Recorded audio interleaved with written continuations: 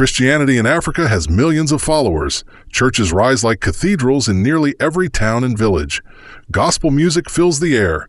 Pastors are celebrated. Congregations are devoted. But beneath the hymns, beneath the rituals, beneath the roaring amens and prosperity declarations, lies a disturbing truth. The African church is one of the most enduring legacies of colonization.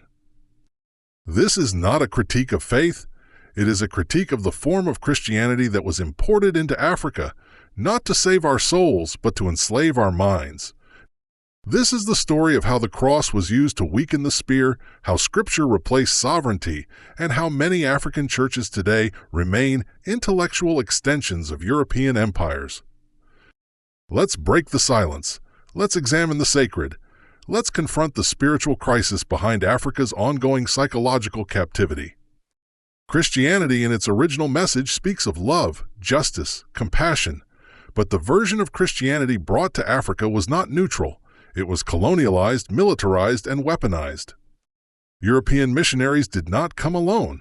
They came alongside soldiers, traders, and imperial administrators.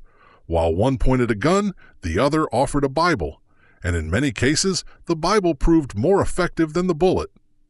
Missionaries paved the way for colonizers by convincing Africans that their traditional beliefs were evil, primitive, and demonic. Teaching that obedience to authority, including foreign rulers, was godly. Preaching nonviolence and passive suffering as virtues.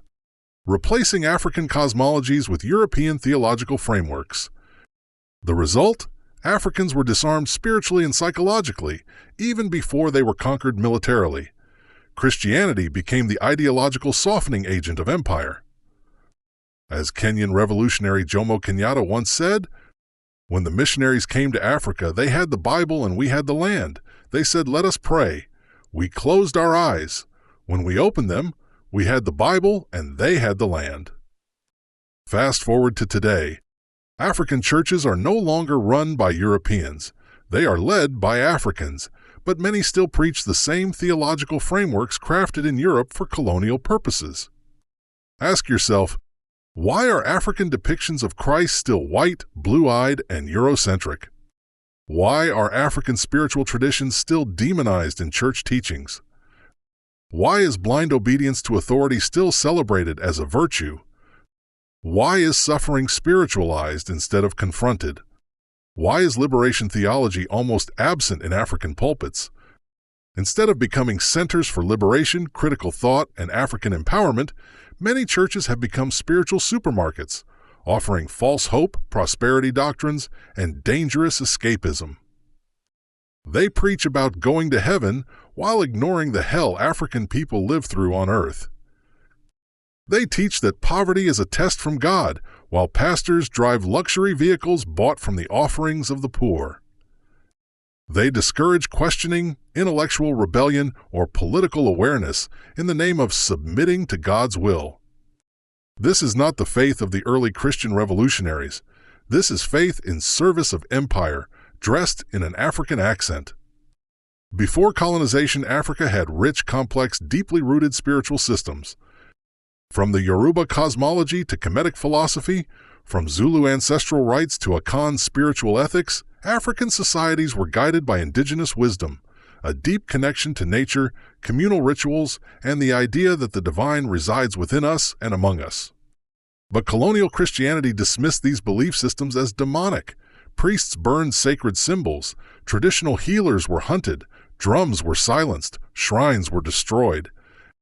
This wasn't evangelism, it was spiritual terrorism.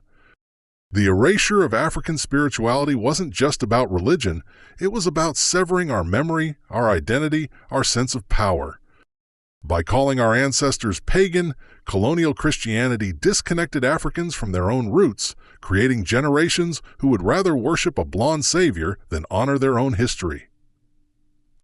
The most dangerous aspect of colonial Christianity is not physical, it's psychological. The idea that your suffering is God's will. The belief that questioning spiritual authority is rebellion against God. The preaching that justice will come only after death. The implication that heaven is elsewhere but never in Africa. This theology breeds docility, dependence, and defeatism. It also perpetuates mental slavery, where people pray for miracles instead of organizing for change, and pastors become mini-monarchs, unquestionable, infallible, and often corrupt. Colonial Christianity did not just baptize African bodies, it colonized the African subconscious. But here's the truth, Shangoks, faith does not have to mean submission to empire. Christianity, in its revolutionary origins, was a threat to empire. Christ overturned money tables, challenged religious hypocrisy, and stood with the oppressed. He was executed by the state for being politically dangerous, not for being passive. So where is that Christianity in Africa today? It's time for a spiritual renaissance, a decolonized faith that affirms African dignity and ancestral wisdom, speaks truth to power, builds community, not celebrity cults, honors African identity, not whitewashed saviors, preaches justice on earth, not just salvation in heaven.